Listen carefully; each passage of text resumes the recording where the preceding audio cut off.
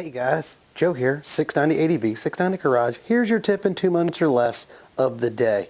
When you first get your dual sport, or if you just bought a dual sport, usually whenever you buy one, they don't come with one thing. Guess what? Skid plate. They don't always come with a skid plate. And if they do, they're usually plastic and they're kind of garbagey. They're real dumpy and they just don't work very well.